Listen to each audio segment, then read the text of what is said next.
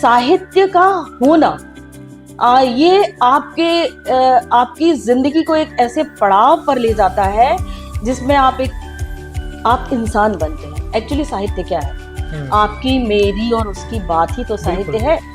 मैं अग्नि क्रांति की गायिका हूँ, शोषित की हूँ संदेश दूत, शोषण का मापदंड कह लो, वैभव पीड़ा की विकल्प।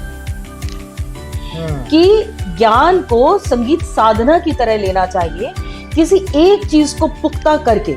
जैसे संगीत में कहा जाता है, जो एक भाषा में भी कहा जाता है, एक है साधे सब सदे, सब साधे सब जाए।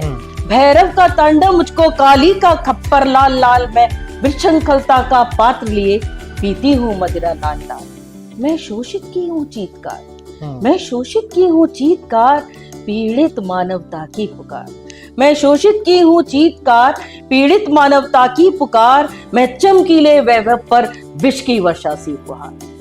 मैं उल्का हूँ नीले नभ की, मैं उल्का हूँ नीले नभ की, बड़वा नल की हूँ वाल में तड़कन गिरती विद्युत किया महामृत्यु की अमरता। हिंदी से एमए को उत्तर प्रदेश में, दक्षिण भारत में नहीं, उत्तर भारत में नहीं, उत्तर प्रदेश में खासतौर से ये माना जाता है कि हिंदी तो क्या बोलते हैं, हिंदी में तो जब से सोशल मीडिया आया है तो थोड़ा बच्चों के लिए खलल जिसको कहते हैं हम लोग उनके जीवन में, क्योंकि बच्चे हैं ना, हर नई चीज आकर्षित करती है और जिस चीज में चकाचौंध और चमत्कार हो सबसे ज्यादा आकर्षित करता है। डॉक्टर रामस्वरूप चतुर्वेदी ने एक रेडियो वार्ता में कहा था कि ज्ञान का अभूतपूर्व प्रवाह हमको सबसे ज्यादा परेशान करता है। सकती हूँ कि ये संक्रमण काल है और हर संक्रमण काल थोड़ा परेशान करने वाला होता है।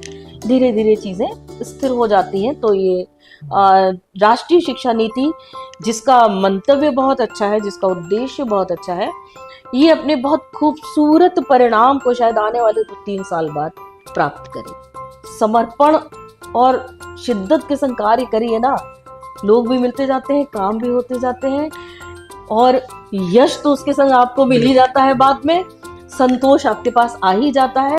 बेफिक्री भारतेंदु में कमाल की थी। भारतेंदु ने कई विधाओं में लिखा।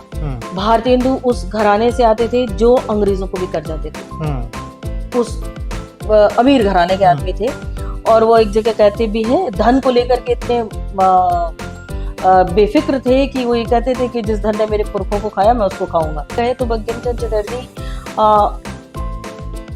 का जो परिवार था वो डिप्टी मजिस्ट्रेट्स का परिवार था। उनके पिताजी, उनके भाई डिप्टी मजिस्ट्रेट थे, वो स्वयं थे और एक सरकारी कर्मचारी होने के साथ प्रभुत मात्रा में जो उन्होंने धर्म, दर्शन और उपन्यास लिखे हैं, ये तो कुछ दैवी ही कृपा हो सकती है।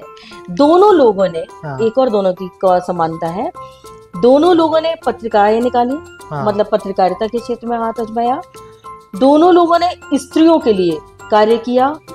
दोनों लोग, उनकी बंग दर्शन निकलती थी पत्रिकाएं, इनकी भारतेंदु चंद्रिका निकलती थी और दोनों लोगों ने भाषा के उन्नयन के लिए काम किया। हे जीवन तुझको नमन, समय की डोर में, पवन की भोर में, मृदु मंथन अगन तुझको नमन।